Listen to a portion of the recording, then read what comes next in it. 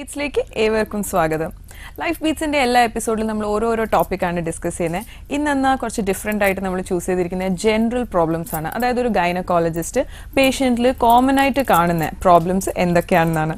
നമ്മുടെ കൂടെയുള്ള ഡോക്ടർ അക്ഷർവിധി പേഠ പുനർജനി ഹോസ്പിറ്റലിലെ MD-യും ചീഫ് ഗൈനക്കോളജിസ്റ്റുമായ ഡോക്ടർ സ്വീറ്റിയാണ്. ഡോക്ടറെ നമുക്ക് വെൽക്കം ചെയ്യാം. Hello doctor. അതിന് മുമ്പേ നമ്മുടെ ഡിസ്കഷനിലേക്ക് പോകും മുമ്പേ പൊന്നോണ കാലം വരവായി. എല്ലാവർക്കും സന്തോഷത്തിൻ്റെ ദിവസങ്ങളിലാണ്. വരുന്ന വഴിയിൽ ഞാൻ കണ്ടായിരുന്നു എല്ലാവരും കടകളിൽ ഇങ്ങനെ ഓടി നടക്കുന്നതും. എന്തായാലും നമ്മുടെ നോർമൽ ലൈഫിൽ നിന്ന് ഒരു മെക്കാനിക്കലായിട്ട് ദിവസവും രാവിലെ വരിക, ജോലിക്ക് പോവുക, തിരിച്ചു പോകാറിൽ നിന്ന് നല്ലൊരു വ്യത്യാസമാണ് നമുക്ക് ഈ എൻജോയ്മെൻറ്റ്സ്, ഈ ഫെസ്റ്റിവിറ്റീസ് എന്ന് പറയുന്നത്. ശരിക്കും ആ ഓണം ഉൾക്കൊള്ളാൻ പറ്റുന്നത് നമ്മൾ കേരളീയർക്ക് മാത്രമേ ഉണ്ടാവുള്ളൂ. സോ എല്ലാവർക്കും നല്ല ഒരു ഓണക്കാലം, നല്ല ആരോഗ്യമുള്ള ഒരു ഓണക്കാലം ആശംസിച്ചുകൊണ്ട് ഇന്ന് അതുകൊണ്ട് തന്നെ ഞാൻ എന്തെങ്കിലും ഒരു അസുഖത്തിനെ പറ്റി പറയണ്ട. എല്ലാവരും സന്തോഷിച്ചിരിക്കുന്ന സമയം, ആരോഗ്യമായിട്ട് ഓടി നടക്കുന്ന ഒരു കാലം. ഇല്ലെങ്കിൽ പോലും ഇന്ന് ഒരു പ്രത്യേക ഈ ഒരു 10 ദിവസം ഒരു പ്രത്യേക ഒരു എല്ലാവരിലും ഒരു പ്രസരിപ്പുണ്ടാവും. സോ അതുകൊണ്ട് ഇന്ന് എന്തെങ്കിലും ഒരു അസുഖത്തിനെ പറ്റി പറയണ്ടെന്ന് വിചാരിച്ചു. ഞാൻ എൻ്റെ എക്സ്പീരിയൻസിൽ കണ്ട ഒരുപാട് കൗതുകകരമായിട്ടുള്ള എന്നാൽ നമുക്ക് വളരെ ജീവിതത്തിന് ആവശ്യമുള്ള ഡിസീസസ് എങ്ങനെ നമ്മളത് വിട്ടുപോകുന്നു എന്നുള്ള, അതായത് വളരെ കൗതുകകരമായിട്ട്, അതായത് നെഗ്ലക്റ്റഡ് ആയിട്ട് സ്വന്തമായിട്ട് ഒന്നും നോക്കാതെ ഉപേക്ഷിച്ച് വരുമ്പോൾ അവസാനം ഏത് സ്ഥിതിയിലൊക്കെ നമ്മളടുത്ത് ഓരോരുത്തർ വരുന്നു. അല്ലെങ്കിൽ ചിലപ്പം പല ഡോക്ടേഴ്സിനെ കണ്ടിട്ട് നമ്മളിലേക്ക് തിരിച്ചു വരുമ്പോൾ അത്യാവശ്യം ചെയ്യാൻ പറ്റാത്ത കാര്യങ്ങൾ, ചെറിയ കാര്യങ്ങൾ തീർക്കാവുന്നുള്ളത് തീർത്തിട്ടില്ല ഒത്തിരി പേരെ കണ്ടിട്ട് കഴിഞ്ഞിട്ടും പിന്നെ അത് ശരിയാക്കി കൊടുക്കാൻ പറ്റിയ ഒരു സന്തോഷം. അങ്ങനെ എൻ്റെ കുറേ കാല ഈ ഒരു ഔദ്യോഗിക ജീവിതത്തിലുള്ള ഒരു പല കൗതുകകരമായ ഞാൻ കണ്ട ഒറിജിനൽ, ആളുകളുടെ പേരുകൾ മാത്രം പറയുന്നില്ല, ഒറിജിനലായിട്ടുള്ള നടന്ന കേസുകളെ കുറിച്ച് ഇന്ന് പറയാമെന്ന് വിചാരിച്ചു. അതിൽ തന്നെ പല കാര്യങ്ങൾ നമ്മളും ഒക്കെ എല്ലാവരും ആ തെറ്റുകൾ ചെയ്യാറുണ്ട്. അപ്പം അതിനെക്കുറിച്ച് ഇന്ന് വ്യത്യസ്തമായ കൗതുകം എനിക്ക് തോന്നിയ കേസുകൾ, എൻ്റെ അടുത്ത് വന്നിട്ടുള്ള പേഷ്യൻസ്, അങ്ങനെയുള്ള കാര്യത്തിനെ കുറിച്ച് ഇന്ന് ഒരു രസകരമായ ഒരു ഡിസ്കഷൻ ആവാമെന്ന് വിചാരിച്ചു. സോ ആദ്യം തുടക്കം തന്നെ നമ്മൾ സ്ഥിരം കാണുന്ന ഒരു അസുഖത്തിൽ നിന്ന് തുടങ്ങാം. അപ്പം എൻ്റെ അടുത്ത് വരുന്ന ലേഡി അല്ലെങ്കിൽ പെൺകുട്ടി എന്ന് പറയാം, 32 വയസ്സേ ഉള്ളൂ. രണ്ടാമത്തെ ഡെലിവറി 25-26 വയസ്സ് കഴിഞ്ഞിട്ട് നല്ലോണം വണ്ണം വെച്ചു. നാച്ചുറലി ഒരു ഡെലിവറി കഴിയുമ്പം ഈ ശുശ്രൂഷയും ഇതുമൊക്കെ ആയതുകൊണ്ട് നമ്മൾ കേരളീയരുടെ അല്ലെങ്കിൽ പൊതുവെ നമ്മൾ സ്ത്രീകളിൽ ഒരു നല്ലോണം ശരീരഭാരം കൂടാനുള്ള ഒരു ടെൻഡൻസി ഉണ്ട്. അപ്പം അങ്ങനെ ഇവർക്ക് ആദ്യം തന്നെ കുട്ടികൾ ഉണ്ടാവാൻ ചെറിയ പ്രയാസമുണ്ടായിട്ട് ഒരു ട്രീറ്റ്മെൻറ്റൊക്കെ എടുത്തിട്ടാണ് ആദ്യത്തെ കുട്ടി ഉണ്ടായത്. രണ്ടാമത്തേത് ഓട്ടോമാറ്റിക്കായിട്ടായി. അത് കഴിഞ്ഞിട്ട് ശരീരഭാരം നല്ലോണം കൂടുതലായി. പിന്നെ ഒരു 2-3 വർഷത്തിനുള്ളിൽ ഇവരുടെയൊക്കെ ഈ പെൺകുട്ടിയുടെ, ഞാൻ ആ കുട്ടിയെ കാണുമ്പോഴത്തേക്കാണ് 32 വയസ്സ്. അപ്പോൾ അതിൻ്റെ പീരിയഡ്സ് കംപ്ലീറ്റ് ആയിട്ട് 26-ാം വയസ്സിൽ നിന്നിരിക്കണം. അപ്പോൾ എന്നെ കാണാൻ വരുന്ന അതിൻ്റെ 5-6 വർഷം കഴിഞ്ഞിട്ടാണ്, 30-31 വയസ്സൊക്കെ ആയപ്പോഴത്തേക്കും. അപ്പോൾ ഇവർ ആദ്യത്തെ 1-2 വർഷം പീരിയഡ്സ് വരാത്തതിനെ കുറിച്ച് ബോധേഡേ അല്ലായിരുന്നു.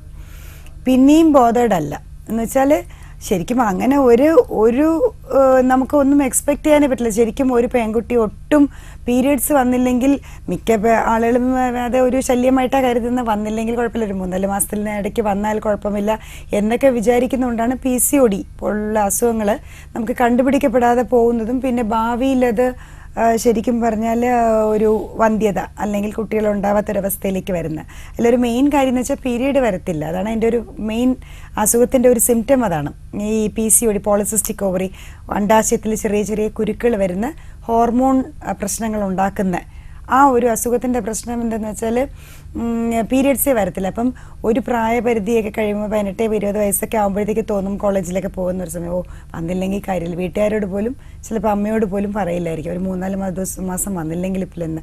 അപ്പോഴും അതിൻ്റെ ഒരു ഇമ്പോർട്ടൻസ് അല്ലെങ്കിൽ അത് എത്രത്തോളം ഡേഞ്ചറസ് ആണ് എന്നുള്ളത് അപ്പോഴവർക്കറിയില്ല. അതാണ് ശരിക്കും ബോധവൽക്കരണമില്ലായ്മയുടെ ഒരു കുഴപ്പമാണ്. സോ അങ്ങനെ PCOD പോലുള്ള ഒരു അസുഖത്തിൽ ഇങ്ങനെ ചിലപ്പോൾ 6 മാസം 1 മാസം 8 മാസം അങ്ങനെയൊക്കെ വരാതിരിക്കും. എല്ലാവരും സൗകര്യപ്രദമായിട്ട് അത് സന്തോഷപരമായിട്ട് പെൺകുട്ടികൾ അതൊക്കെ ഇത് ചെയ്യും. ഈ 2 കുട്ടികളായ ആ പെൺകുട്ടിയും അത് തന്നെയാണ് ചെയ്തത്. 1-2 വർഷം വരാത്തപ്പം പാൽ കൊടുക്കേണ്ടതുകൊണ്ടാണ് അങ്ങനെയൊക്കെ വിചാരിച്ചിട്ട് അവൾ അതിനെക്കുറിച്ച് ബോധേഡല്ലായിരുന്നു.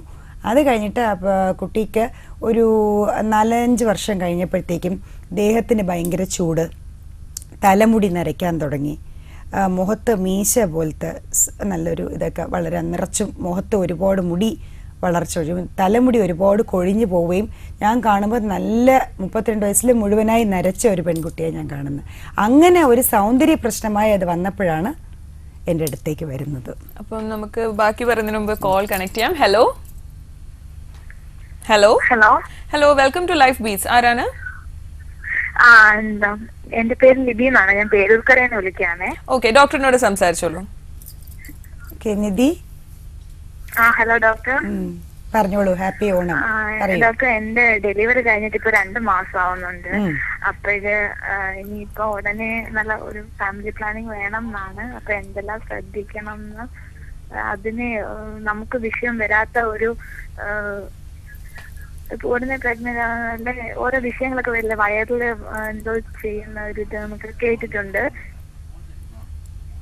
ഹലോ. അപ്പൊ ഹലോ, കുറച്ച് പറയാമോ? ഡോക്ടർ, എനിക്ക് എന്തൊക്കെ ശ്രദ്ധിക്കണം എന്ന് ഒന്ന് പറഞ്ഞു തരണം. 2 മാസം ആയതേ ഉള്ളൂ ഡെലിവറി കഴിഞ്ഞിട്ട്. ഉടനെ കുട്ടികൾ വേണ്ട എന്നുള്ള തീരുമാനം. ഓക്കെ. ഡെലിവറി കഴിഞ്ഞ് ഇപ്പൊ 2 മാസമായി. അതെ അതെ. എന്തൊക്കെ ശ്രദ്ധിക്കണം എന്ന്? അതെ അതെ. ആദ്യത്തേത് നോർമൽ ഡെലിവറി ആയിരുന്നോ സിസേറിയൻ ആയിരുന്നോ? അതെ, നോർമൽ ഡെലിവറി ആയിരുന്നു. ഏതായിരുന്നു? നോർമൽ ഡെലിവറി ആയിരുന്നു. നോർമൽ. ഓക്കെ. അപ്പൊ നോർമൽ ഡെലിവറി ആണെങ്കിൽ ശരിക്കും പറഞ്ഞാൽ നമുക്ക് വേണ്ടത് നമ്മൾ ശരിക്കും ഉള്ള ആരോഗ്യപരമായ ഫുഡ് എന്ന് വെച്ചാൽ നോർമലായിട്ട് ഇപ്പോൾ പോസ്റ്റ് ഡെലിവറി ഗൈഡൻസ് എന്നാണ് ഇത് ഉദ്ദേശിക്കണമെങ്കിൽ ഫാറ്റ് കുറഞ്ഞ ഭക്ഷണം എന്ന് വെച്ചാൽ ഒരുപാട് നെയ്യോ അല്ലെങ്കിൽ ഒരുപാട് മധുരം, വറുത്തത് നെയ്യിലോ അല്ലെങ്കിൽ എണ്ണയിലോ വറുത്തതോ പൊരിച്ചതോ, പിന്നെ ഒരുപാട് നോൺ വെജ്, ഫിഷ് ഒരുപാട് കഴിക്കാം. പക്ഷേ ബാക്കി ബീഫ് മട്ടൻ പോലെ ഉള്ളതൊക്കെ വളരെയധികം കുറയ്ക്കണം. സോ ആ രീതിയിൽ നല്ലതായിട്ട് അതിനെ നോക്കിക്കൊള്ളണം. ഭക്ഷണത്തിൽ നല്ലൊരു control first thing. Second thing, 2 മാസമൊക്കെ ആയല്ലോ നോർമൽ ഡെലിവറി ആണെങ്കിൽ വ്യായാമം തുടങ്ങാം. ഏതർ നല്ല വണ്ണം വെച്ചിട്ടുണ്ടെങ്കിൽ ഒരു ജിമ്മിൽ ജോയിൻ ചെയ്തിട്ട് പ്രോപ്പറായിട്ട് ഒരു ട്രെയിനിങ്ങോട് കൂടി തന്നെ പ്രോപ്പറായിട്ട് വളരെ ഒരുപാട് എക്സേർട്ട് ചെയ്തുള്ള എക്സസൈസസ് വേണ്ട, സിവിയർ എക്സസൈസസ് ഒന്നും വേണ്ട. ഒരു ട്രെഡ്മില്ല്, അബ്ഡോമിനൽ റെഡ്യൂസർ ഉണ്ട്. പിന്നെ അത്തരം ഉള്ള ഒരു സിമ്പിൾ ആയിട്ടുള്ള എക്സസൈസ്, മെയിനായിട്ട് നമുക്ക് വയറ് കുറയാനും മൊത്തത്തിലുള്ള തടി കുറയാനുള്ള എക്സസൈസസ് തുടങ്ങാം. പിന്നെ അതിനോടൊപ്പം തന്നെ ഡോക്ടറോട് ചോദിച്ചിട്ട് വേറെ സംശയം കൂടെ ഉണ്ട്. ഇപ്പം ഇനിയിപ്പോ ഫാമിലി പ്ലാനിങ് ഉണ്ടാവണമെന്നാണ് തീരുമാനിക്കുന്നത്. അതിന് സേഫ് ആയ ഒരു മെത്തേഡ് എന്താണ്? ഫാമിലി പ്ലാനിങ് വേണ്ടിട്ടോ? അതെ അതെ. പ്രസവം നിർത്താനല്ല, ഇപ്പോഴേ നമുക്ക് 2-3 വർഷത്തേക്ക്. കോപ്പർട്ടി നല്ലൊരു മെത്തേഡാണ്. കോപ്പർട്ടി ഒരു ഡെലിവറി കഴിഞ്ഞാൽ പിന്നെ കോപ്പർട്ടി ഉപയോഗിക്കാം. പക്ഷെ കോപ്പർട്ടിയുടെ ഡോക്ടർ, കോപ്പർട്ടി വയറ്റിന് എന്തെങ്കിലും വിഷയം ഉണ്ടാക്കുന്നുണ്ടോ? ഇല്ല, അങ്ങനെയൊന്നുമില്ല. അതൊക്കെ വെറുതെ പറഞ്ഞുണ്ടാക്കുന്നതാ. ഇപ്പൊ വരുന്നതൊക്കെ വളരെ സ്ലീക്കായിട്ട് അതിൽ തന്നെ ഹോർമോൺസ് ഇങ്ങനെ നോർമലായിട്ട് വരുന്നുകൊണ്ടിരിക്കുന്നതാണ്. സോ അങ്ങനെയൊന്നുമില്ല. 5 വർഷത്തേക്കും 10 വർഷത്തേക്കുള്ള സ്ലീക്ക് എന്നൊക്കെ പറഞ്ഞാൽ വളരെ ചെറിയ തോതിൽ ഒരു രീതിയിലും നമുക്ക് പ്രോബ്ലം ഉണ്ടാക്കാത്ത തരത്തിലുള്ള കോപ്പർട്ടിയാണ് ഇപ്പം വരുന്നത്. കോപ്പർട്ടി എന്ന് പറയുമ്പോൾ ഇപ്പം നമ്മൾ അത്തരത്തിലുള്ള ഒരു വയറിൽ അങ്ങനെ ഒരു സംഭവം അല്ല. ഇപ്പം നമ്മൾ ഫൈബറിൻ്റെ ഒരു സംഭവമാണ് ഉപയോഗിക്കുന്നത്. സോ അതിൻ്റെ അകത്ത് തന്നെ ഹോർമോൺസ് ഒക്കെ കറക്റ്റായിട്ട് സെറ്റ് ചെയ്തിരിക്കും. സോ ഒന്നുകൊണ്ടും പേടിക്കണ്ട. അത് ചിലർക്ക് മാത്രം കുറച്ച് 1-2 മാസം ചെറിയ ബ്ലീഡിങ് ഉണ്ടാകും. കോപ്പർട്ടി എന്ന് വെച്ചാൽ വേറെ ഒന്നും ചെയ്യേണ്ട, ഡോക്ടർ അത് ഇട്ട് തരും. പിന്നെ ഒരു 2-3 മാസം കൂടുമ്പോഴെപ്പോഴും ഒരു സ്കാൻ ചെയ്തത് പൊസിഷനിലാണോ എന്ന് നോക്കിയാൽ മാത്രം മതി. വേറെ ഒന്നും നമുക്ക് എല്ലാം അങ്ങ് മറക്കാം. ആൻഡ് ഫ്രം ഡേ 1 അത് പ്രോബ്ലം ഇല്ലാതിരിക്കും. അതിന് ഇഷ്ടമില്ലാത്തവരെ പിൽസ് ആണെങ്കിൽ പക്ഷെ ഒരു കാര്യമുണ്ട്, മറക്കാതെ റെഗുലറായിട്ട് കഴിക്കണം. കഴിച്ചാൽ 100%, 99.5% ഉറപ്പായിട്ട് കുട്ടികളുണ്ടാവാതിരിക്കാൻ. അതല്ലാണ്ട് വേറെ എന്തെങ്കിലും മെത്തേഡ് ഉണ്ടോ ഡോക്ടർ? ഒരു പേടിയുണ്ട്.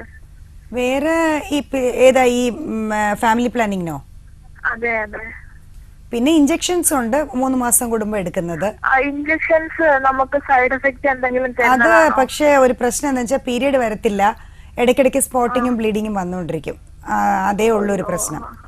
സോ അത് ശരിക്കും പാല് കൊടുക്കുന്ന അമ്മമാർക്ക്, ബ്രസ്റ്റ് ഫീഡ് ചെയ്യുന്ന അമ്മമാർക്ക് മാത്രമേ നമ്മളത് എൻകറേജ് ചെയ്യുന്നുള്ളൂ. ശരിക്കും ഈ പിൽസൊക്കെ വളരെ സേഫാണ്, കറക്റ്റായിട്ട് കഴിക്കാൻ വളരെ ലോ ഡോസിലുള്ള സംഭവമാണ്.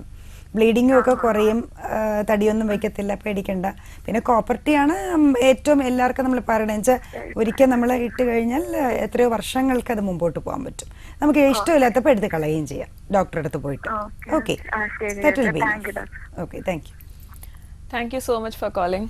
അപ്പൊ ഡോക്ടർ പറയുമായിരുന്നു, അപ്പം ഈ ഇത്രയും വർഷം പീരീഡ് വരാനിട്ട് ഈ 27 വയസ്സ് തൊട്ട് ഈ കുട്ടിക്ക് ഒരു പ്രശ്നവും ഇല്ലായിരുന്നു.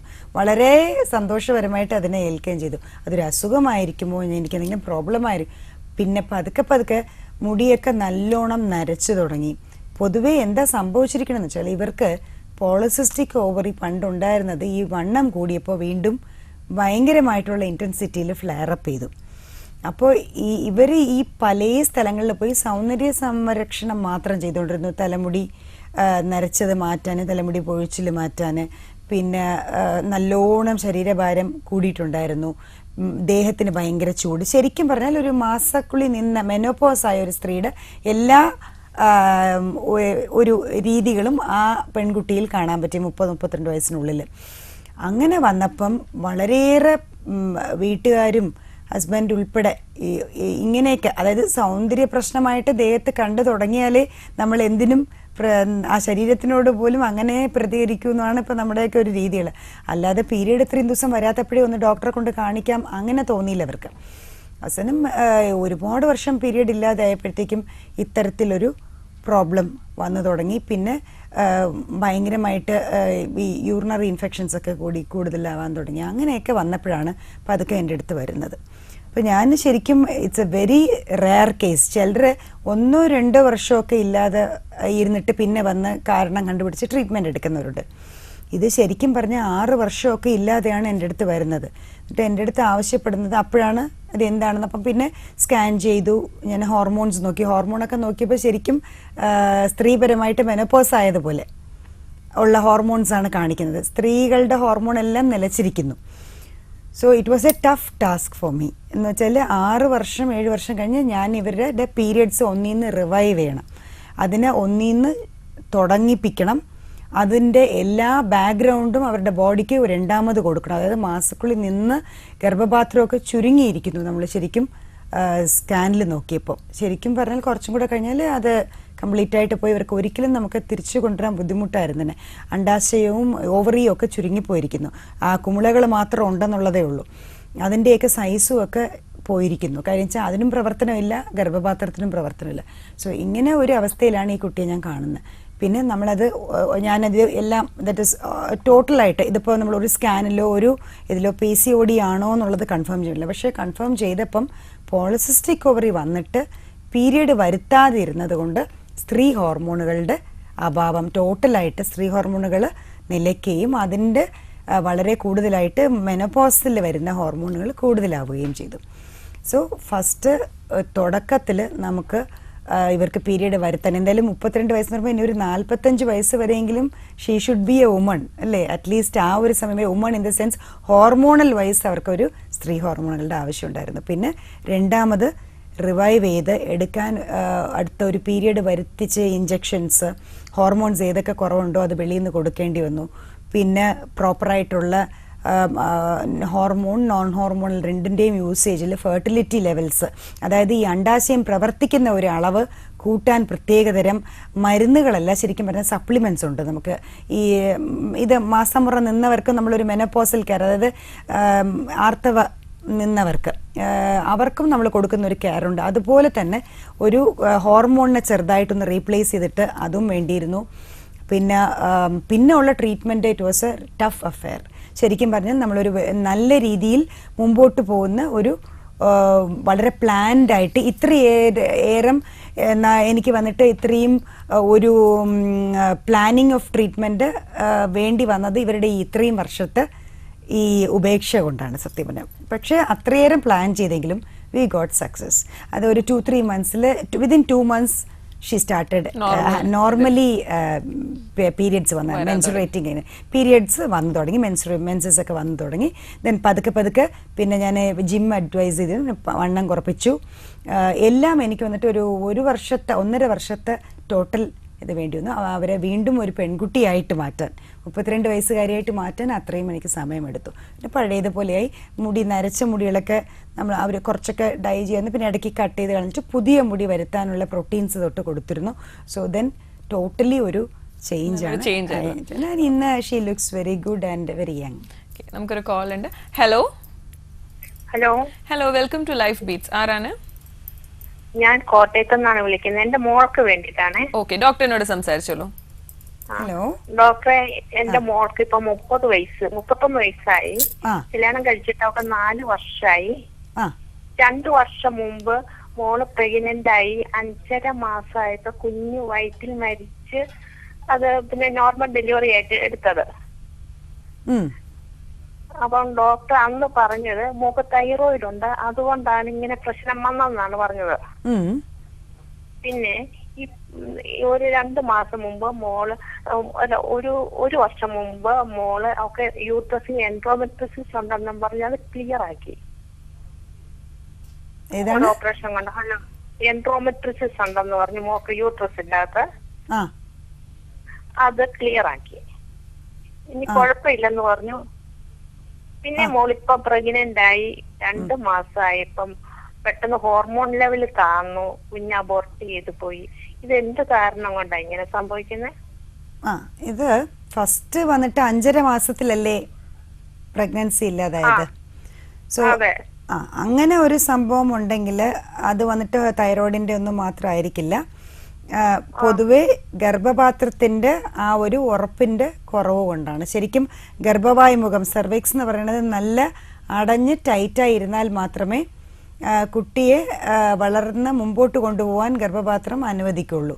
പക്ഷേ അത് ടൈറ്റ് അല്ലെങ്കിലാണ് ഈ 5 മാസത്തിൽ, അതായത് 4-ാം മാസം കഴിഞ്ഞ് പിന്നെ ഉണ്ടാവുന്ന ഇത് ശരിക്കും ഡെലിവറി പോലെയാണ് പോകുന്നത്. അത് ശരിക്കും അതിൻ്റെ ടൈറ്റ്നെസ് ഇല്ലാത്തതുകൊണ്ട് പെട്ടെന്ന് എക്സ്പെൽ ചെയ്യുകയാണ്. ശരിക്കും പറഞ്ഞാൽ വെയിറ്റ് കൂടുന്തോറും ബേബിയുടെ അത് വഴിയെ അങ്ങ് പോകുന്ന കാര്യം വെച്ചാൽ ഇത് അടച്ചുപൂട്ടി നല്ല ഭദ്രമായി ഇരുന്നാൽ മാത്രമേ ഗർഭപാത്രത്തിനകത്ത് അതിന് വളരാൻ പറ്റൂ.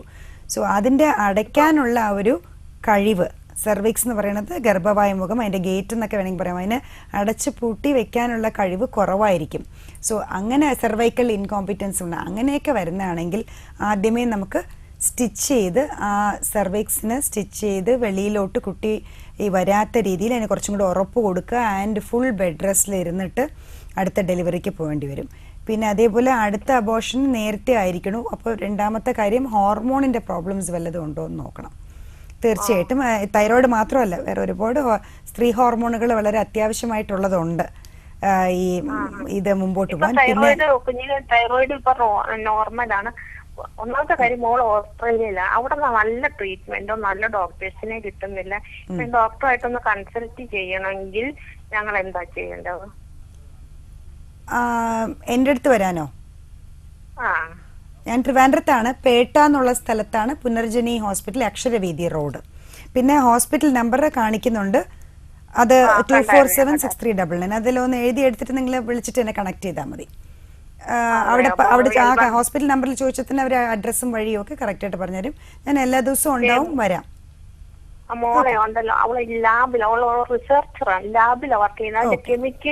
എന്നാ സൗകര്യം വെച്ചാല് ഇത് ഈ അബോർഷൻസ് ഇങ്ങനെ വന്നുകൊണ്ടിരിക്കുമ്പം ടെസ്റ്റുകള് ഇതൊക്കെ നമുക്ക് ഷുവറായിട്ട് വേണം. പിന്നെ അടുത്ത ഗർഭധാരണം വരും മുമ്പേ ഉള്ള ഒരു ട്രീറ്റ്മെന്റ് വളരെ വളരെ അത്യാവശ്യമാണ്.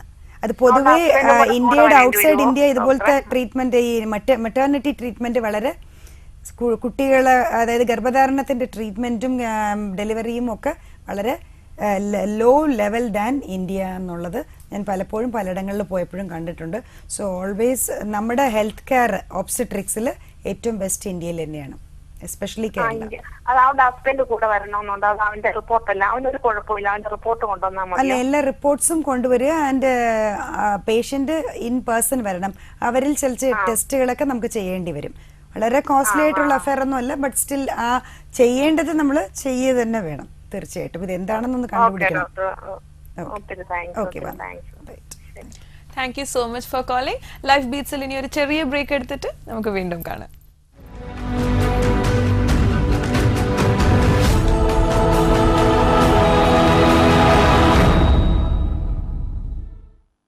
Punarjani Hospital, Aksharavedhi, Peta, Trivandrum. Dr. Sweetie, Chairman, Managing Director and Chief Gynecologist. Advanced keyhole surgeries for all gynecology and infertility related problems. Infertility treatment for couple, painless normal delivery, laser treatment for skin problems, combo gym, post-delivery guidance, scientific cancer detection and protection, and systematic weight loss treatment. Punarjani Hospital, Gynecology, Infertility and Laparoscopic Center. Aksharavedhi, Peta, Trivandrum 24. Phone 0471 2476 399 94460 45959.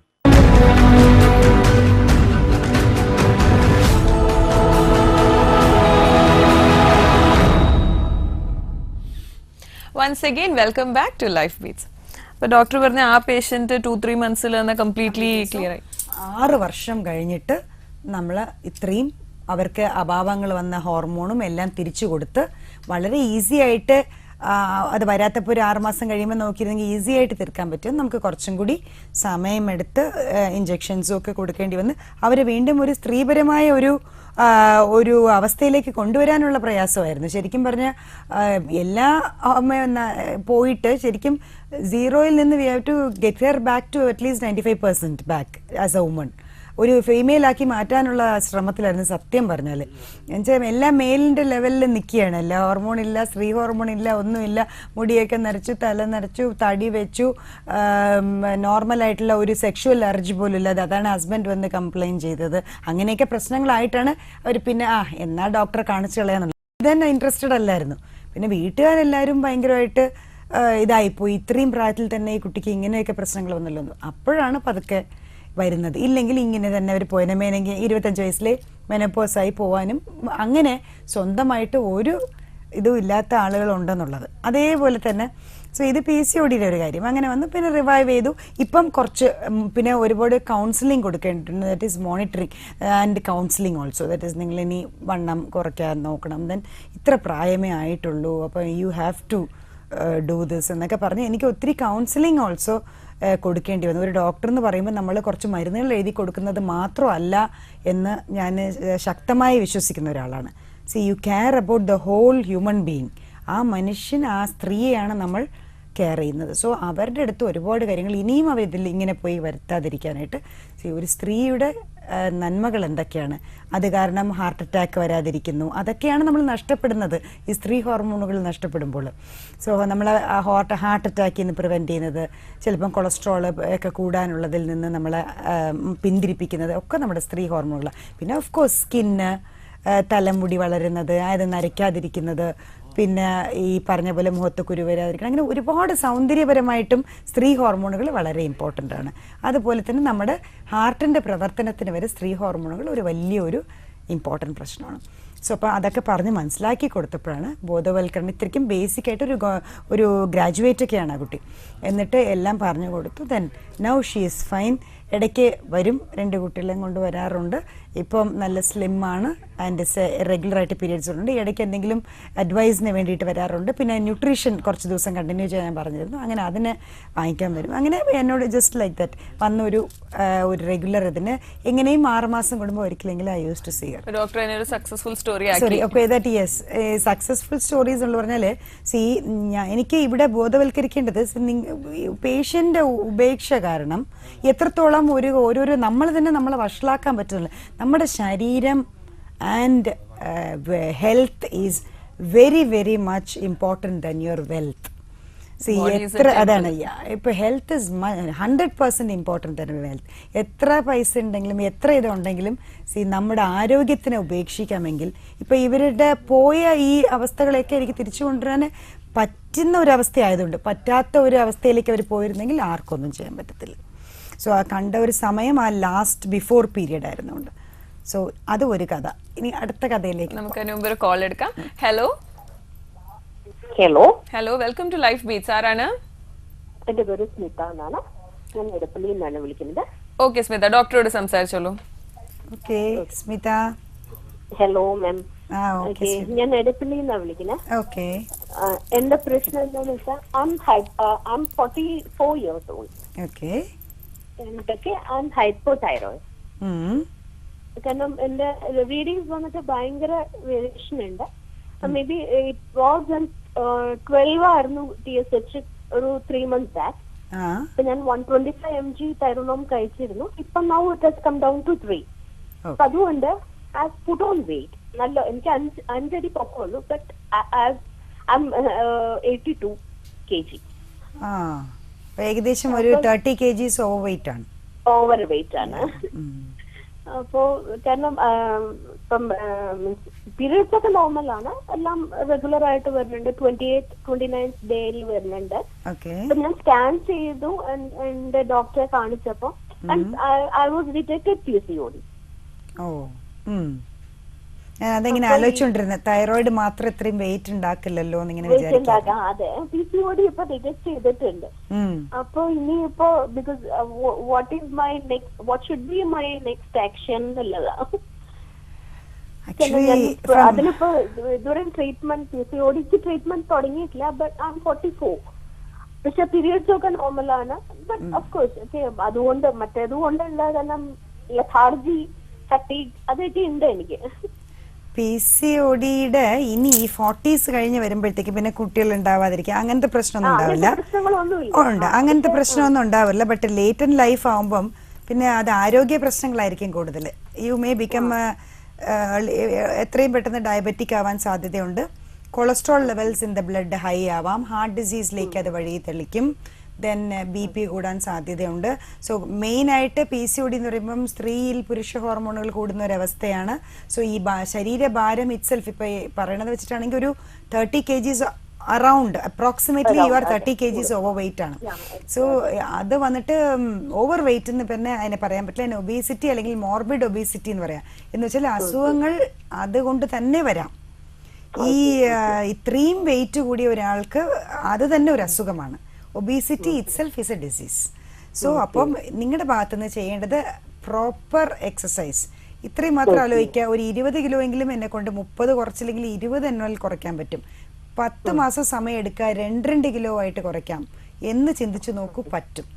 പെട്ടെന്ന് 30 kilo എന്ന് കേൾക്കുമ്പോൾ you will be astonished. പക്ഷെ ഒരു 2 kgs per month വെച്ചിട്ട് ഒരു 10 മാസം അത്രേ ഉള്ളൂ. നമ്മുടെ ഒരു റെഗുലർ ആയിട്ടുള്ള ഒരു എക്സസൈസ്, പ്രോപ്പർ ആയിട്ടുള്ള ഒരു ഡയറ്റ് കൗൺസിലിംഗ്, ദാറ്റ് ഈസ് മധുരം ഒരുപാട് കുറയ്ക്കേണ്ടി വരും. മധുരം കംപ്ലീറ്റ് ആയിട്ട് കുറയ്ക്കേണ്ടി വരും ആക്ച്വലി. പിന്നെ ഒരുപാട് എണ്ണയിൽ വറുത്തതും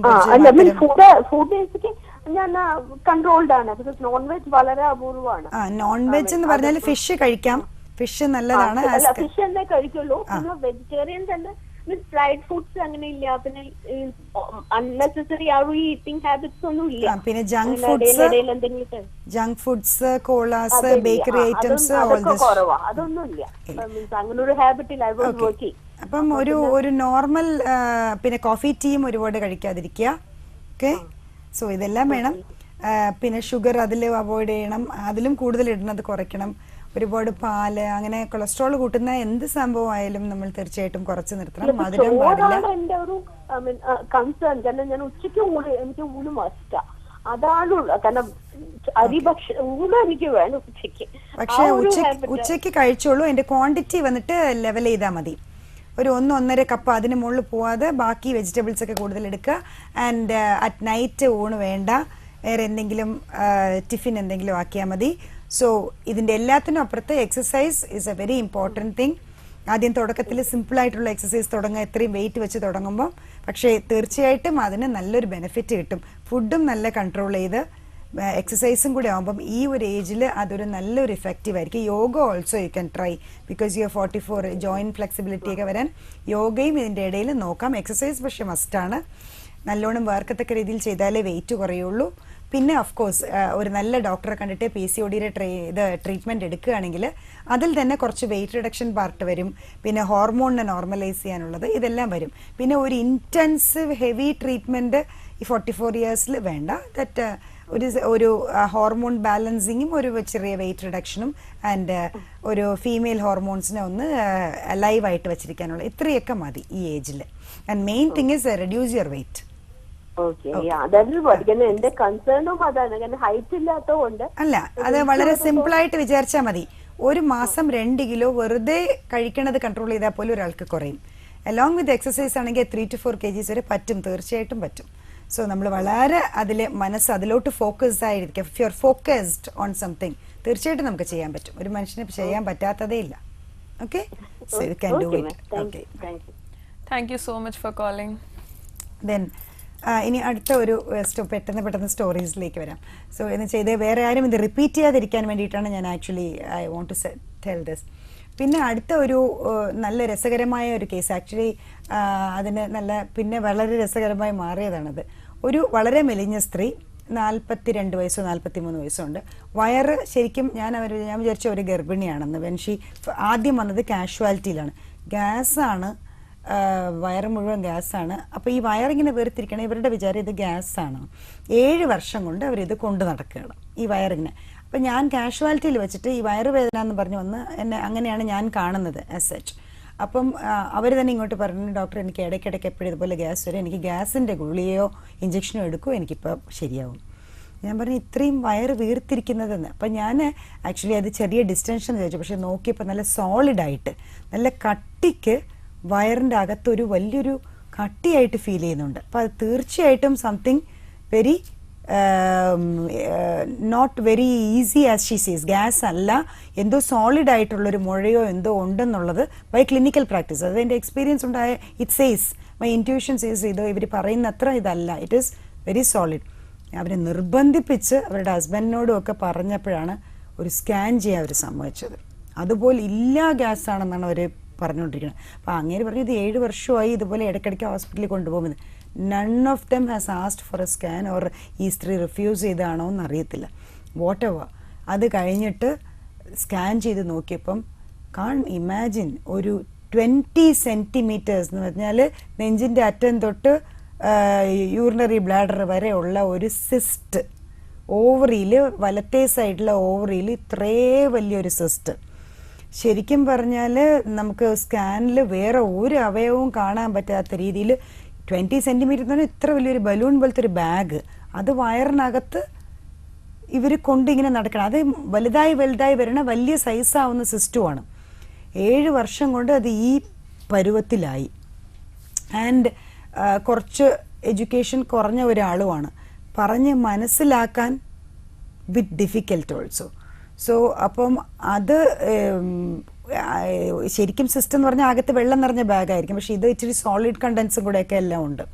സോ പിന്നെ അതിൽ നമുക്ക് ക്യാൻസർ ടെസ്റ്റ് ചെയ്യേണ്ടി വന്നു. ബ്ലഡിൽ കൂടെ തന്നെ ചെയ്യാൻ പറ്റും ഈ ഓവറിയിൽ ഇത് ക്യാൻസറസ് ആണ്, എന്നിട്ടേ എനിക്ക് വന്നിട്ട് കീ ഹോൾ സർജറിയിലേക്ക് അത് ചെയ്യാൻ പറ്റുള്ളൂ. If it is A cancer എന്ന് പറഞ്ഞ് യെസ് വരികയാണെങ്കിൽ നമുക്ക് തുറന്ന് തന്നെ ചെയ്യണമെന്ന് വെച്ചാൽ ഒരു തുള്ളി പോലും വെളിയിൽ ഡ്രോപ്പ് ചെയ്യാതെ നമുക്ക് ആ ഫുൾ എൻമാസ് അങ്ങ് എടുത്ത് മാറ്റേണ്ട ഒരു സംഭവം. So that is the biggest cyst I have ever seen in my life. Actually, I have never come across 10-11 centimetre വരെയൊക്കെ I have seen I have done laparoscopy വഴി ചെയ്തിട്ടുണ്ട്. പക്ഷെ 20 സെൻറ്റിമീറ്റർ വാസ് ടു മച്ച്. അവസാനം അത് ഇതേപോലെ എടുത്ത് മാറ്റാൻ cancerous അല്ല എന്ന് മനസ്സിലായപ്പം ദെൻ ശരി അത് കുറച്ച് സാഹസികമായിട്ട് I thought will go for laparoscopy. Keyhole തന്നെ ചെയ്ത് നോക്കാം അവരോട് പറഞ്ഞിരുന്നു. പറ്റിയില്ലെങ്കിൽ I may have to do that. പക്ഷേ ഐ ഹാഡ് ഒരു ഇതുണ്ടായിരുന്നു, ആഫ്റ്റർ ഓൾ സിസ്റ്റ് തന്നല്ലോ, യു ക്യാൻ ഡു ഇറ്റ് എന്നുള്ളത്. ബിക്കോസ് നമ്മൾ അതിൻ്റെ മെറ്റീരിയൽസ് സക്ക് ഔട്ട് ചെയ്യുമ്പോഴത്തേക്ക് നാച്ചുറലി അതൊരു ബാഗ് പോലെ ചുരുങ്ങി അങ്ങ് പോകും, ബാഗിൻ്റെ വെളിഭാഗം മാത്രമാവും. സോ നേരത്തെ ചെയ്ത് പരിചയമുള്ളത് കൊണ്ട് ഏകദേശം ഇത് ഒരു 11-12 സെൻറ്റിമീറ്റർ ഉണ്ടാക്കി ചെയ്തിട്ടുണ്ട്. So I was ready to do it.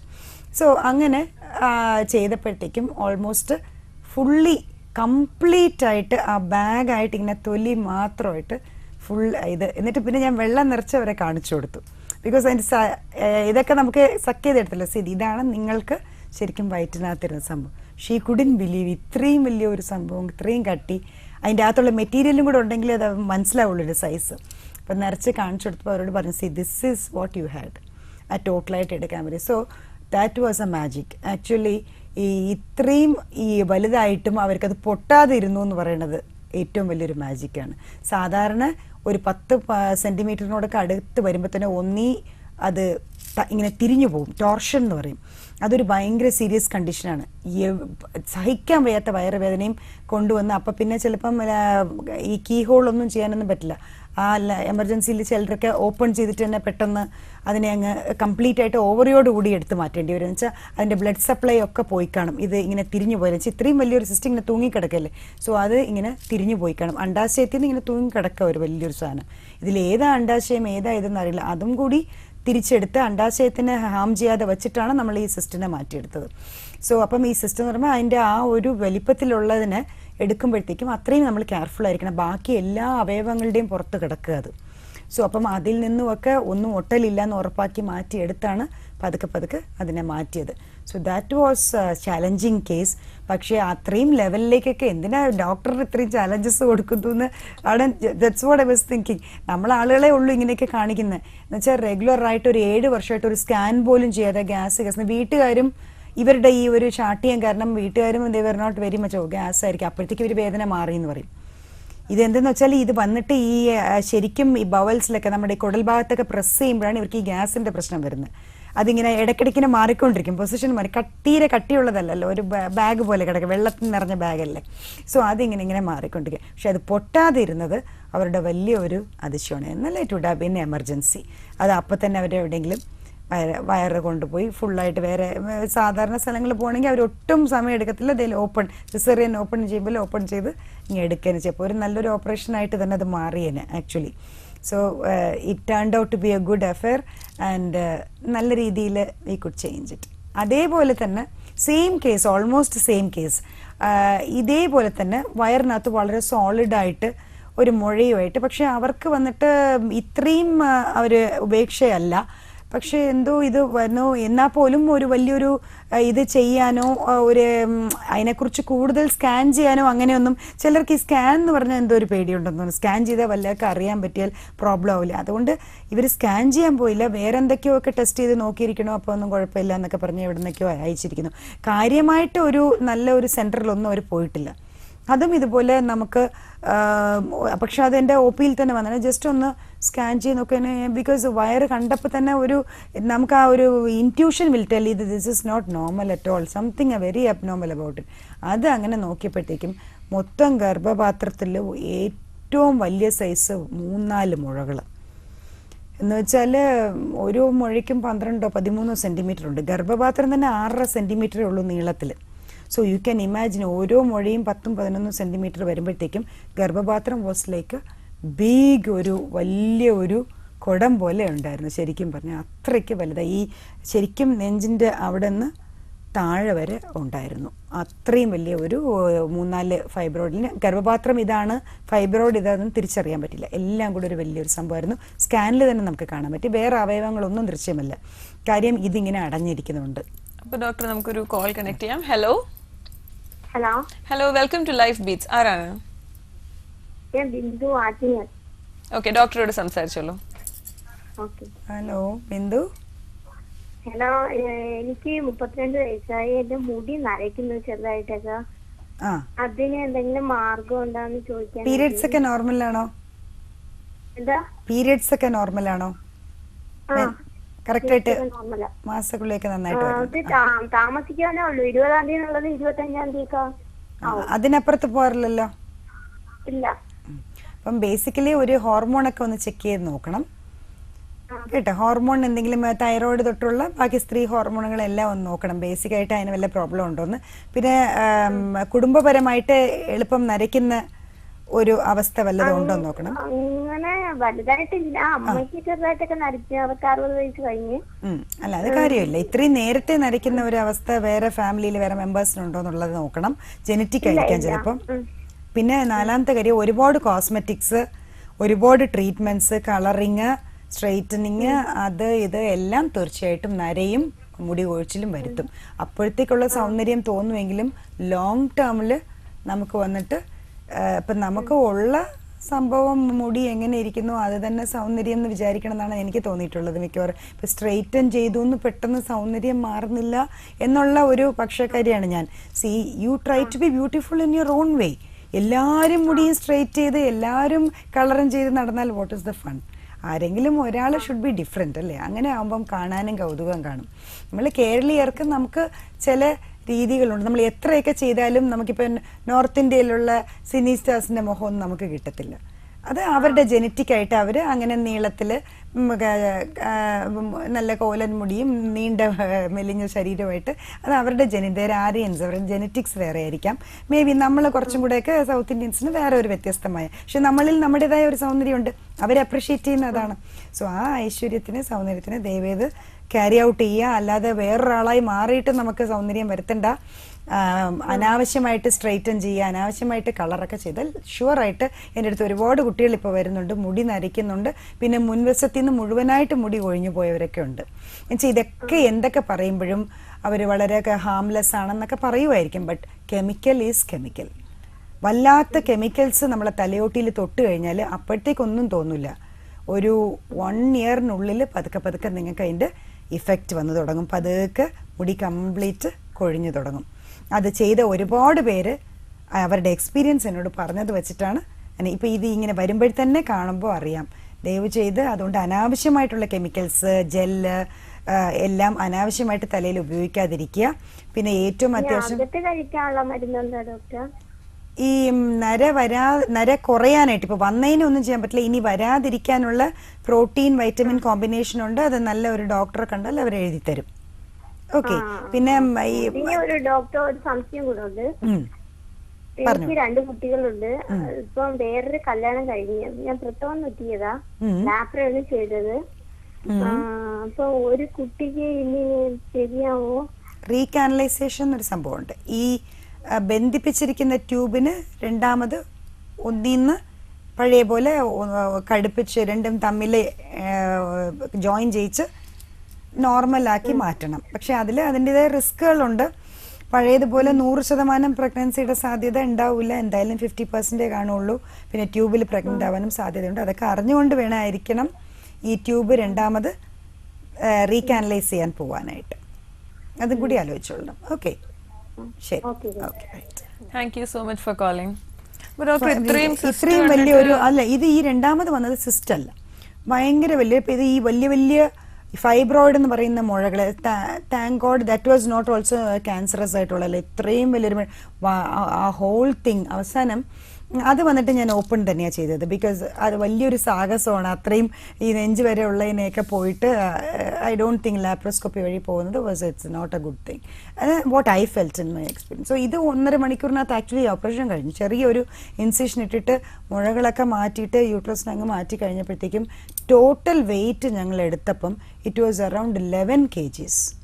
അപ്പോൾ വേൾഡിലെயே എൻ മാസമായിട്ട് നമ്മൾ ഇതുപോലും മുഴുവനായിട്ടങ്ങ് എടുക്കുകയാണ് ചെയ്തത്. അപ്പോൾ ഇത്രയും വലിയ ഒറ്റ സ്ട്രെച്ചിൽ എൻ മാസമായിട്ട് കിട്ടിയിട്ടുള്ള എനിക്കൊന്ന് വേൾഡിലെ ഏറ്റവും വലിയ റെക്കോർഡ് എന്ന് പറയുന്നത് 13 or 14 kgs ആണ്. ഇവർക്ക് ഏകദേശം 11 to 12 kgs ഉണ്ടായിരുന്നു നമ്മൾ എടുത്ത mass. So it came in papers also ആ മാസിനെ പറ്റി at that time. I think it was 5 or 6 years back. അപ്പോൾ ഒരു പേപ്പറിലൊക്കെ ഉണ്ടായിരുന്നു ഇങ്ങനത്തെ അതൊരു അതിശയ സംഭവം. ദ ന്യൂസ് സ്പ്രെഡ് ഔട്ട് എന്ന് വെച്ചാൽ ആ വന്ന ആളുകളുടെ ബൈസ്റ്റാൻഡേഴ്സ് കുറച്ച് ഇതെല്ലാം കാണണം എന്ന് എല്ലാവർക്കും ഉണ്ടായിരുന്നു. അപ്പോൾ ഞങ്ങൾ കുറേ ദിവസം ആ സ്പെസിമെൻ സൂക്ഷിച്ചു വെച്ചിരിക്കുകയായിരുന്നു. ബിക്കോസ് ഇത് കാണിച്ചു തുടങ്ങി പലർക്കും അത് ഇത്രയും വലിയൊരു ബക്കറ്റിൽ നിറയെ അത് മാത്രമായിട്ടുള്ള യു ഷുഡ് സി ഒരു കുട്ടിയെക്കാളും നല്ല വലിപ്പമുണ്ടായിരുന്നു. സോ അതും was A challenging operation. Because അതിന് ഈ ബാക്കി അവയവങ്ങളിലെല്ലാം വീണ് കിടക്കുന്നത് ഒട്ടലും ഒക്കെ ഉണ്ടായിരുന്നു. കുടലിൻ്റെ കൂടെ ഒട്ടൽ ഇത്രയും വർഷമായതുകൊണ്ട് ഇത് എത്രയോ വർഷങ്ങളായി. ഇതിപ്പോൾ അവർക്കൊരു 10, 15, 20 വർഷമായിട്ട് ഇത് ചെറുതായിട്ട് തുടങ്ങി ഇങ്ങനെ വലുതായത്. She didn't bother about it എന്നുള്ളതാണ്. സോ അപ്പം അത് എടുക്കാനും നല്ല പ്രയാസമായിരുന്നു. സോ ഇതെല്ലാം ഭയങ്കര ഗ്യാസ്, മോഷൻ പോകത്തില്ല. ഇപ്പം ഈ വലിയ മുഴകൾ വരുമ്പോൾ എല്ലാവരും ബ്ലീഡിങ് തന്നെ വരണം എന്ന് വിചാരിക്കുന്നുണ്ട്. അങ്ങനെയല്ല. ശരിക്കും അതിൽ നിന്ന് ഇവർക്കൊന്നും ഇല്ലായിരുന്നു, ബ്ലീഡിങ്ങോ അങ്ങനത്തെ ഒരു ഇതും ഇല്ലായിരുന്നു. ശരിക്കും സത്യം പറഞ്ഞാൽ ഇവർക്ക് ആക്ച്വലി ഈ വയറിൻ്റെ വീർപ്പല്ലാതെ ഒന്നും ഫീൽ ചെയ്തില്ല. അവർക്ക് മെയിനായിട്ട് ഇത് കുടലിൽ പോയി പ്രസ് ചെയ്യുന്നുണ്ടുള്ള ഗ്യാസിൻ്റെ പ്രോബ്ലം, മോഷൻ പോകത്തില്ല, ഛർദ്ദിക്കാനുള്ള തോന്നൽ, പിന്നെ ഇടയ്ക്കിടയ്ക്ക് അതിൻ്റെ അകത്ത് ബ്ലീഡിങ് വരുമ്പോൾ സിവിയർ ഒരു പെയിൻ വരും. പീരിയഡ്സിൻ്റെ പോലെയാണ്, പീരിയഡും ഒക്കെ നോർമലായിട്ട് വന്നുകൊണ്ടിരിക്കുന്ന സ്ത്രീയാണ്. അപ്പോഴത്തേക്ക് പീരിയഡ്സിൻ്റെ പീരീഡ് അപ്പോഴപ്പോഴും ഇഞ്ചക്ഷൻസ് ആ പെയിൻ വരുമ്പോൾ വയറുവേദന എന്ന് പോയി എടുക്കും. അപ്പൻഡിക്സ് വരെ എല്ലാവരും നോക്കിയിട്ടുണ്ട്, കുഴപ്പമൊന്നുമില്ല എന്ന് പറഞ്ഞു വിട്ടിട്ടുണ്ട്. അപ്പോൾ ഇൻഫെക്ഷൻ അല്ല ഇതല്ല, പക്ഷേ ഈ ഒരൊറ്റ scan would have done better. പക്ഷെ ഇങ്ങനത്തെ സിറ്റുവേഷൻസ് ഒക്കെ ഇപ്പൊ ജനറൽ ആയിട്ട് വരുമ്പോ ലൈക്ക് എങ്ങനെയാണ് ഒരാൾ നമ്മൾ വിചാരിക്കുന്ന ഒരു അവസ്ഥയേ അല്ല. സാധാരണ മനുഷ്യരിൽ ഇറങ്ങി ചെന്ന് കഴിഞ്ഞാൽ നമ്മൾ വിചാരിക്കുമ്പോൾ അയ്യോ ഇച്ചിരി വയറിന് ഒരു പ്രശ്നം വന്നു ഉടനെ പോയി സ്കാൻ ചെയ്തു, അതൊക്കെ ഒരു ലെവലിന് വളരെ മുകളിലുള്ളവരാണ്. സാധാരണ മനുഷ്യരാണ് കൂടുതൽ കേരളത്തിൽ പാർക്കുന്നത്. സോ എത്ര നമുക്ക് സാക്ഷരത ഉള്ളെന്ന് പറയുമ്പോഴും സാക്ഷരത വേറെ, ഈ പറയുമല്ലോ വിദ്യാഭ്യാസം വേറെ വിവരം വേറെ, രണ്ടാണ്. സാക്ഷരത വേറെ, ബോധവൽക്കരണം വേറെ. ഇവരുടെ ഇടത്തൊക്കെ ഞാൻ വിചാരിക്കുന്നത് ഇത്തരം ആളുകളെ സാക്ഷരത ഉണ്ടെങ്കിൽ പോലും why they are not doing this. എന്നാൽ ഈ വയറിങ്ങനെ വെറുത്ത് ഒരു സ്കാൻ ചെയ്ത് നോക്കിയാൽ അകത്ത് എന്താണെന്ന് അറിയാൻ പറ്റും എന്ന് വിചാരിച്ചിരുന്നെങ്കിൽ ഇതൊക്കെ ഒരു പക്ഷേ ഈ നമ്മൾ എടുത്തത് പിന്നെ രണ്ടാമത് ബയോപ്സി ചെയ്ത് പത്തോളജിക്ക് വിട്ടപ്പോഴത്തേക്കും ക്യാൻസർ അല്ല എന്ന് പറഞ്ഞു വന്നു. That luckily for her. Suppose വലിയ മുഴകളാണ്, ചിലപ്പോൾ ചെറിയ മുഴകൾ പോലും ക്യാൻസർ ഉള്ളതായിരിക്കാം. സോ അതിലേക്ക് എന്തുകൊണ്ട് നമ്മൾ പോകുന്നു, എന്തുകൊണ്ട് നമ്മൾ അറ്റ്ലീസ്റ്റ് അതൊന്ന് ടെസ്റ്റ് ചെയ്ത് അതല്ലാന്നെങ്കിലും നമ്മളൊന്ന് ഉറപ്പിക്കാൻ നമ്മൾ എന്തുകൊണ്ട് മടിക്കുന്നു? സോ ബോധവൽക്കരണമില്ലായ്മയാണ്. അതുകൊണ്ടാണ് ഇങ്ങനെ റയർ കേസസ്, കൗതുകകരമായ കേസസ് നമ്മളിലേക്ക് വന്ന് പെടുന്നത്. അതേപോലെ one more I have to add. ഒരു US സിറ്റിസൺ, ആക്ച്വലി US തന്നെ ജീവിക്കുന്ന അവിടുത്തെ സിറ്റിസണായി മാറിയ ഒരു പെൺകുട്ടിയല്ല, ഷീ വാസ് 36 or സംസോ എൻ്റെ അടുത്ത് വന്നപ്പോൾ 8 അബോർഷൻസ് കഴിഞ്ഞിട്ടാണ് എന്നെ വന്ന് കാണുന്നത്. ഒരു കുട്ടിയുണ്ട്, അത് കഴിഞ്ഞ് ഒരു രണ്ടാമത്തെ കുട്ടിക്ക് വേണ്ടി ട്രൈ ചെയ്ത് 8 അബോർഷൻ നടന്നിരിക്കുന്നു. എല്ലാ വർഷവും പ്രഗ്നൻ്റ് ആവും, എല്ലാ വർഷവും അബോർട്ടാവും. പക്ഷെ ഒരു ടെസ്റ്റ് ചെയ്തിട്ടില്ല. അത്യാവശ്യം അവിടെ എന്തൊക്കെയോ ചെയ്തിരിക്കണം, പക്ഷെ അതിനുവേണ്ടി അവരൊന്നും US അവരൊന്നും ചെയ്തിട്ടില്ല. അത് കഴിഞ്ഞിട്ട് ഇതെല്ലാം പിന്നെ ആ കുട്ടിയുടെ അമ്മ ആക്ച്വലി എന്നെ എങ്ങനെയോ അറിഞ്ഞവർ വിളിച്ചുകൊണ്ട് വന്നതാണ്. എങ്ങനെയെങ്കിലും ഒരു കുഞ്ഞിനെ കിട്ടാൻ വേണ്ടിയിട്ടുള്ള. സോ കംപ്ലീറ്റ് ടെസ്റ്റുകളും ഒക്കെ ചെയ്ത് നോക്കിയപ്പോഴാണ് ഫസ്റ്റ് തിങ് ആ കുട്ടിക്ക് PCOD ഉണ്ട്, ഭയങ്കര വണ്ണമുണ്ട്, അത് മനസ്സിലാവുന്നത്. സോ ഹോർമോണിൻ്റെ കുറവുണ്ടാവും. രണ്ടാമത്തെ കാര്യം നമ്മൾ മനസ്സിലാക്കിയെടുത്തത് ഈ കുട്ടിയിലേക്ക് പോകുന്ന ബ്ലഡിൻ്റെ അംശം വളരെ കുറയുന്ന രീതിയിൽ രക്തം കട്ട പിടിക്കാനുള്ള ഒരു അവസ്ഥ കുട്ടിക്കുണ്ട്. സോ ഈ ഒരുപാട് കാരണങ്ങൾ, ഹോർമോണിൻ്റെ ഭയങ്കരമായിട്ടുള്ള തൈറോയ്ഡ് പ്രോബ്ലംസ് ഉണ്ടായിരുന്നു, സ്ത്രീ ഹോർമോണുകളുടെ കുറവുണ്ടായിരുന്നു, PCOD ഉണ്ടായിരുന്നു. സോ ഇതൊന്നും അവിടെ US അവർ കണക്കെടുത്തിട്ടുമില്ല, ഒരു ഹോൾസമായിട്ട് അവരെ നോക്കിയിട്ടുമില്ല. സോ ഇവിടെ വന്നിട്ട് നമ്മൾ ആദ്യം 3 മാസം ട്രീറ്റ്മെൻറ്റ് ചെയ്ത് 3 മാസം പ്രോപ്പറായിട്ട് അവർക്ക് അതിൻ്റേതായ ഉള്ളൊരു ട്രീറ്റ്മെൻറ്റ് കൊടുത്തുകൊണ്ടിരിക്കുകയാണ് പ്രഗ്നൻ്റ് ആയത്. പ്രഗ്നൻ്റ് ആയ ആ ഒരു സമയം തൊട്ട് എഗെയിൻ ട്രീറ്റ്മെൻറ്റ് ഇതെല്ലാം ഇല്ലാതെയാക്കാൻ, അതായത് കുഞ്ഞിൻ്റെ വളർച്ചയെ തടയുന്ന ഘടകങ്ങൾ ഇല്ലാതെയാക്കാൻ, വളർച്ച കൂട്ടാനുള്ളത്. സോ ഓൾമോസ്റ്റ് 8 months ഇവർ ബെഡ് റെസ്റ്റിൽ തന്നെയായിരുന്നു.